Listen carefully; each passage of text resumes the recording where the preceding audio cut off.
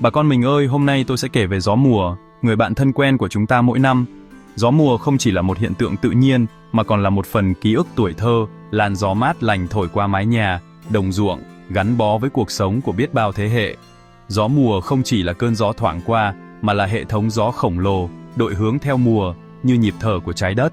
Nó ảnh hưởng đến khí hậu, mùa màng, và cả nhịp sống của từng vùng quê. Mùa đông, gió mang không khí lạnh về. Mùa hè, gió lại đổi hướng, mang mưa rào mát lành tưới tầm ruộng đồng.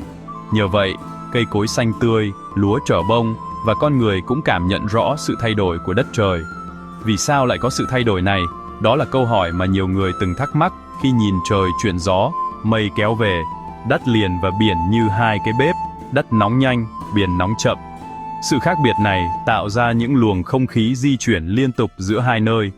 Mùa hè, đất liền nóng, không khí bay lên tạo áp thấp, gió mát từ biển thổi vào, mang mưa. Những cơn gió ấy không chỉ làm dịu cái nóng, mà còn mang lại nguồn nước quý giá cho đồng ruộng. Mùa đông, đất nguội nhanh, thành vùng áp cao, gió lạnh từ đất liền thổi ra biển. Không khí sẽ lạnh, sương mù giăng lợi, báo hiệu mùa đông đã về trên từng mái nhà, góc phố. Sự luân phiên này tạo nên hai mùa rõ rệt, đặc biệt ở Đông Nam Á. Mỗi mùa lại mang đến những nét đặc trưng riêng, từ cảnh vật đến sinh hoạt của con người.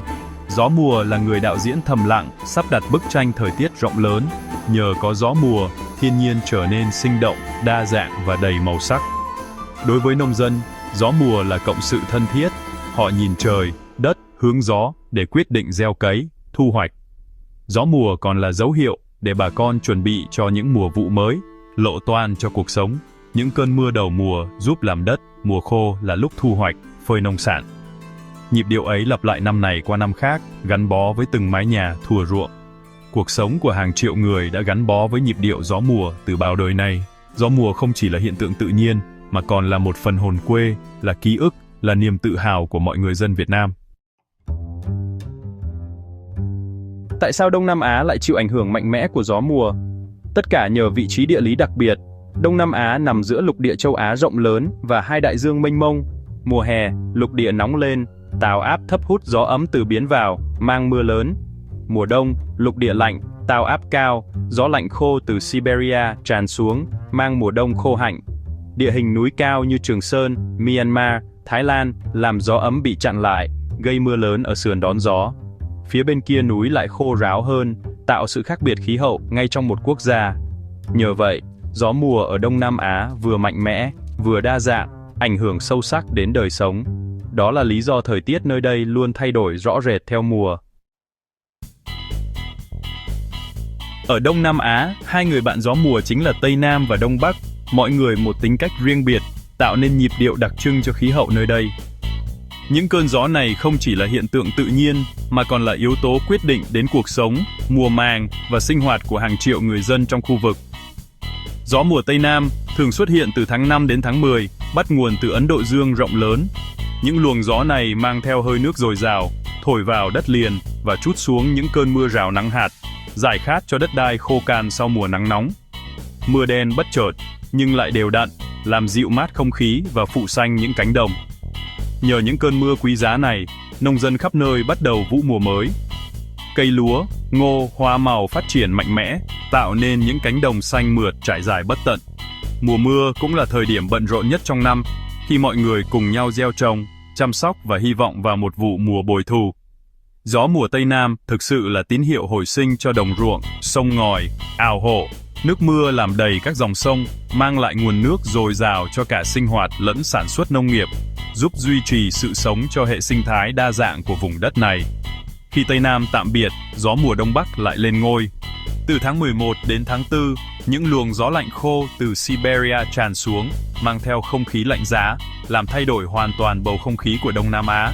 Gió Đông Bắc không chỉ làm trời sẽ lạnh, mà còn khiến độ ấm giảm xuống rõ rệt. Miền Bắc Việt Nam đón mùa đông thực sự, trời sẽ lạnh, ít mưa, thuận lợi cho thu hoạch, phơi nông sản. Người dân tranh thủ phơi thóc, ngô, khoai ngoài trời, tận dụng khí hậu khô ráo để bảo quản nông sản tốt hơn. Không khí mùa đông cũng mang lại cảm giác yên bình, trầm lặng cho làng quê. Tuy nhiên, khi gió Đông Bắc vượt qua biển và gặp dãy Trường Sơn, nó lại gây ra những trận mưa lớn cho miền Trung. Những đợt mưa kéo dài, đôi khi gây lũ lụt, ảnh hưởng đến đời sống và sản xuất của người dân nơi đây. Vì vậy mùa mưa ở miền Trung thường lệch pha với các vùng còn lại của cả nước. Khi miền Bắc và Nam khô ráo, miền Trung lại chìm trong mưa, tạo nên sự khác biệt rõ rệt về thời tiết và mùa vụ. Hai người bạn gió mùa, một mảng mưa, một mảng nắng, thay phiên nhau tạo nhịp sống cho cả vùng. Nhịp điệu này không chỉ ảnh hưởng đến thiên nhiên, mà còn gắn bó mật thiết với văn hóa, tập quán và sinh hoạt của người dân Đông Nam Á. Nhờ sự luân phiên của hai mùa gió, Đông Nam Á có hai mùa rõ rệt, gắn liền với sản xuất nông nghiệp, tạo nên một nền văn hóa nông nghiệp đặc sắc và bền vững qua bao thế hệ. Gió mùa không chỉ quyết định mưa nắng, mà còn là nhịp thở của làng quê, là tiếng gọi quen thuộc báo hiệu sự chuyển mình của đất trời. Nó len lỏi vào từng bữa cơm, từng mùa màng của bà con mình, gắn bó với cuộc sống thường nhật từ bao đời nay. Mùa mưa về, nước tràn đồng, nông dân lại tất bật gieo ma, cày lúa. Từng bước chân lỗi bùn là khởi đầu cho một vụ mùa mới đầy hy vọng. Đến mùa khô, khi nắng vàng trải dài, là lúc thu hoạch, phơi lúa trên sân, mong chờ những hạt gạo trắng ngắn cho bữa cơm gia đình. Nếu thu hoạch vào mùa mưa, lúa rễ ấm mộc, mặt trắng cả mùa, khiến bao công sức vất vả trở nên mong manh trước thiên nhiên. Nhiều loại cây ăn trái cũng ra hoa, kết trái nhờ những cơn mưa đầu mùa, mang lại sắc màu và hương vị tươi mới cho làng quê. Gió mùa còn định hình thói quen sinh hoạt, từ việc làm động cho đến những sinh hoạt trong nhà. Mùa mưa, mọi người thường ở nhà quây quần bên nhau, chia sẻ câu chuyện, tiếng cười vang vọng trong mái ấm. Còn mùa khô là thời điểm của lễ hội, phơi nông sản, những hoạt động ngoài trời rộn ràng khắp xóm làng. Bữa cơm cũng thay đổi theo mùa, phản ánh sự phong phú của tự nhiên và sự sáng tạo của con người. Mùa mưa, cá tôm đầy đồng, rau xanh mơn mởn, bữa ăn thêm phần tươi ngon, đậm đà vị quê. Mùa khô, người dân tận dụng nông sản tích trữ, chế biến món khô, muối chua để dành cho những ngày thiếu thốn. Nhà cửa truyền thống xây cao ráo, mái dốc để thích ứng với mưa gió, bảo vệ gia đình khỏi lũ lụt bất ngờ. Hướng nhà được chọn để đón gió mát mùa hè, tạo không gian thoáng đáng, dễ chịu cho cả nhà, và cũng để tránh gió lạnh mùa đông, giữ ấm cho những ngày se lạnh. Từ ăn, mặc, tất cả đều mang dấu ấn gió mùa, thể hiện sự thích nghi và sáng tạo của người dân quê. Cuộc sống của chúng ta hòa nhịp tự nhiên với hai mùa mưa, khô do gió mùa mang lại, tạo nên bản sắc riêng cho mọi vùng đất. Gió mùa là nhạc trường âm thầm của làng quê Đông Nam Á, dẫn dắt mọi nhịp sống, mỗi đổi thay qua từng mùa trong năm. Gió mùa là câu chuyện chung của cả Đông Nam Á, mỗi nước lại có cách thích ứng riêng. Ở Thái Lan, gió mùa Tây Nam mang mưa là thời điểm trong lúa, lễ hội té nước Songkran, cầu mưa thuận gió hòa. Indonesia, quốc gia vẫn đảo, nhỏ gió mùa mà rừng nhiệt đới xanh tươi, nhưng cũng đối mặt lũ lụt, sạt lở. Ở Philippines, gió mùa Tây Nam, Habagat, mang mưa và tạo điều kiện cho bão lớn từ Thái Bình Dương. Người dân Philippines luôn theo dõi dự báo, chuẩn bị phòng chống bão lụt mọi mùa Habagat. Dù ở đâu, gió mùa quyết định mùa vụ, nguồn nước, lễ hội và cả cách sống. Mỗi quốc gia đều tìm cách tận dụng lợi ích, giảm thiểu tác động tiêu cực của gió mùa.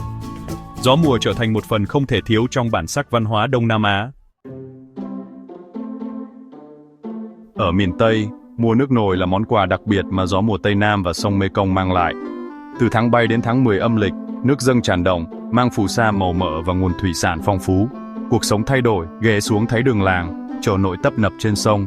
Mùa nước nổi biển khó khăn thành nét văn hóa đặc trưng, là mùa cá linh, bông điên điện, nguyên liệu cho những món ăn dân dã. Khi nước rút, phù sa bồi đắp đồng ruộng, chuẩn bị cho vụ lúa mới bối thủ. Mùa nước nổi giúp rửa sạch động, tiêu diệt sâu bệnh, bồi dưỡng đất đai. Người dân miền Tây không chỉ chịu đựng mà còn biết sống hòa hợp, biến thử thách thành cơ hội. Mùa nước nổi là mùa làm ăn, mùa lễ hội, một nét văn hóa độc đáo của vùng đất này. Gió mùa không chỉ là những ngọn gió, mà là hơi thở, nhịp đập của Đông Nam Á, nơi sự sống luôn chuyển động không ngừng. Từ động lúa Việt Nam, vườn cây Thái Lan, đến rừng Indonesia, tất cả phát triển theo nhịp gió mùa, tạo nên sự đa dạng sinh học và màu sắc văn hóa đặc trưng. Gió mùa định hình cảnh quan, nông nghiệp và đời sống tinh thần của hàng trăm triệu người, ảnh hưởng đến từng nhịp sống thường ngày. Nông dân hiểu quy luật gió, mưa để canh tác, thu hoạch, thích ứng với thiên nhiên, bảo vệ nguồn sống của mình qua từng mùa vụ. Gió mùa vừa là ban hào phóng, vừa là thử thách với bão, lũ, hạn hán, luôn đòi hỏi sự kiên cường và sáng tạo của con người. Trong biến đổi khí hậu, hiểu và dự báo gió mùa càng quan trọng để chủ động sản xuất, phòng chống thiên tai, bảo vệ cộng đồng. Gió mùa là sợi dây kết nối con người với thiên nhiên, là linh hồn của Đông Nam Á và sẽ tiếp tục định hình tương lai vùng đất này, mãi mãi không ngừng.